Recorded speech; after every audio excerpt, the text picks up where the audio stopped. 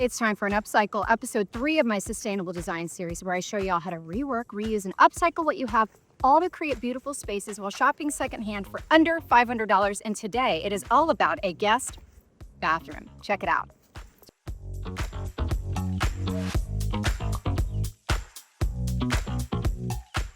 So here's our guest bathroom before. Great bones, beautiful floor, beautiful pedestal sink, really nothing wrong with it.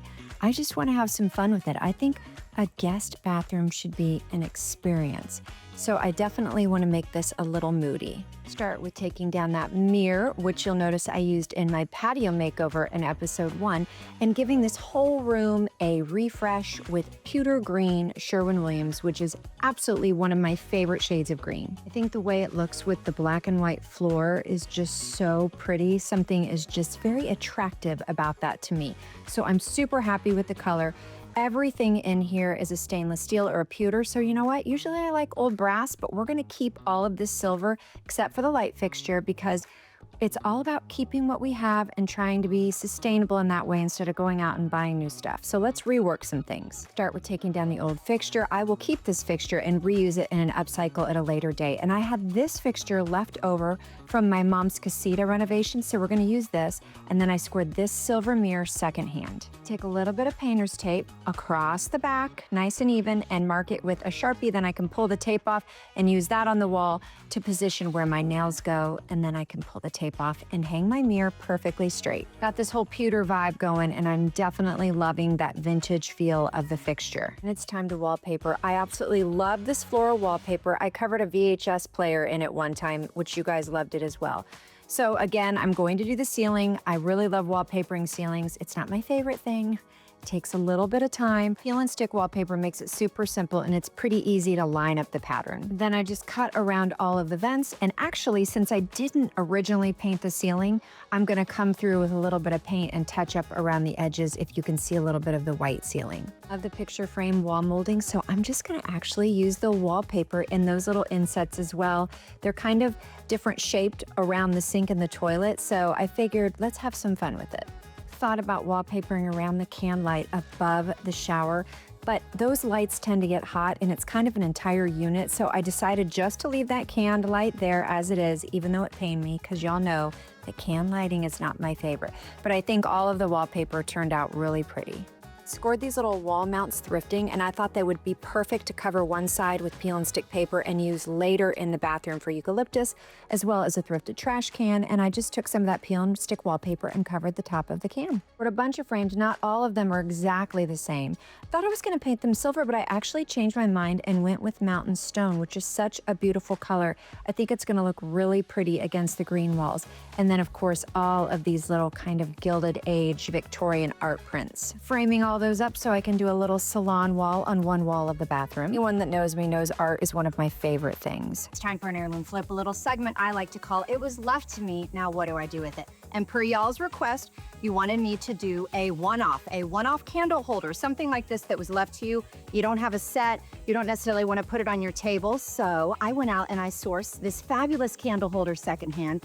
And you know that I think everything has multiple uses, so let's give it a new job in the bathroom. This is such a pretty piece, and it's the perfect height to make into a toilet paper holder. I thrifted this little piece, wasn't sure what it was, but I knew I could cover it with some peel and stick wallpaper and then use some Gorilla Glue and adhere it to the top of the candle holder. Once that had completely dried, just come through with a little bit more peel and stick wallpaper and cover at the base of that thrifted metal piece. Toilet paper slides right over your little metal piece, and then I took an old handle pull and just popped it right on top to hold everything in place, and now you have the perfect little vintage toilet paper holder. Next up, a shower curtain. When I saw this sheet thrifting, I knew I had to have it because I love the stripe.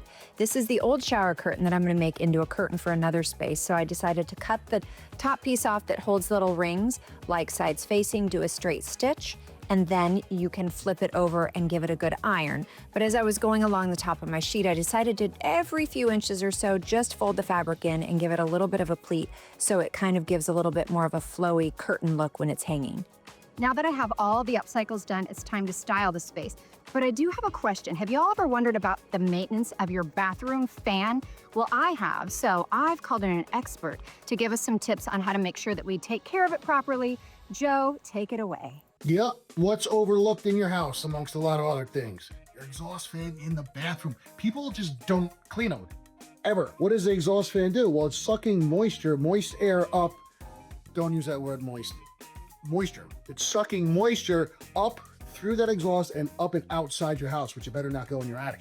Either way, you gotta keep it clean. The moisture that gets stuck inside there, the humidity, and then the dust that it's pulling up creates mold. Who likes mold? Nobody.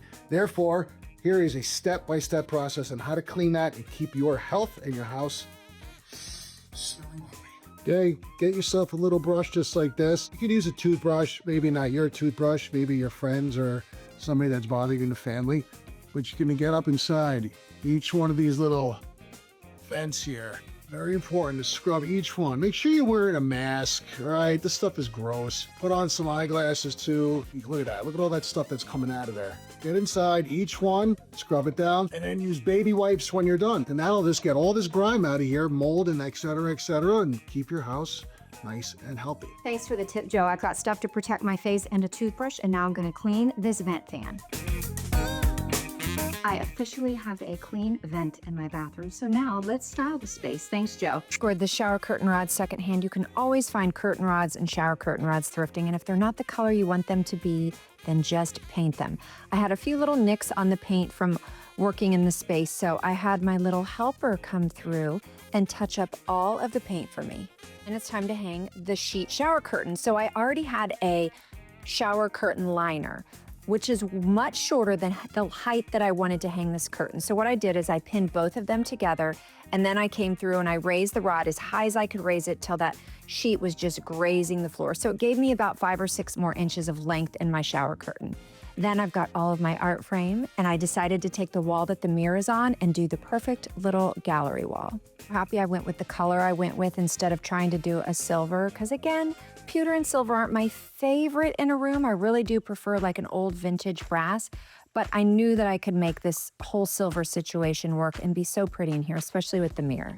My toilet paper holder in place, and then these vintage books that I scored on the back of the toilet. When I actually have a guest coming, I will show you guys in a later video what I actually put on the back of the toilet for the guests, but for now it is vintage books, along with my thrifted trash can, a little hand towel. Of course, there's not much storage in this bathroom, so just taking some old tissue paper, wrapping some toilet paper just to, elevate it a little bit, and then put some cozy soft towels along with a bath mat, some washcloths, and then the toilet paper all in this big thrifted basket, which I will then slide right under the pedestal sink. I need a soap dispenser. I thrifted this really pretty kind of pink colored mason jar. Did you know that they make pump lids for a mason jar? Yeah, they do. Ordered some of those, filled it with my soap out of my reusable bag with some lavender aromatherapy, and placing both of those on the sink. Next up, I love eucalyptus in a bathroom for a plethora of reasons. A lot of people like to hang it above the shower head, but I personally don't like to put it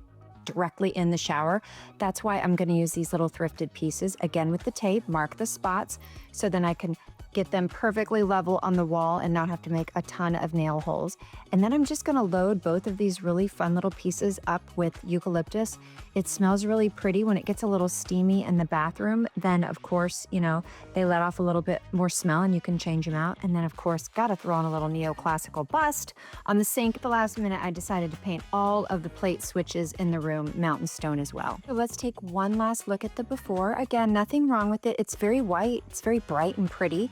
But again, I like my bathroom to be a mood, so we definitely made it like a little French, a French bistro bathroom or something out of, again, I always say a boutique hotel in New York, because a lot of my designs always just I get so inspired when I go to New York. So I love the combination of the oddities in the room, and definitely, you don't need to look at your iPhone when you're in here using the bathroom. You can just look at all the prettiness on the walls. If there's ever a space beside your laundry room to have a little bit of moody fun in, it is definitely a guest bathroom. Grand total for this entire makeover is $314.18. Like a link to the wallpaper or the mason jar lids, just make sure you DM me. Next up in my sustainable design series will be episode 4, and it will be all about a media room, and we are definitely going old world Hollywood, where everything has multiple uses. If there's something in a room that you think you just can't stand, maybe try leaving it and work around it. You might surprise yourself. Happy upcycling.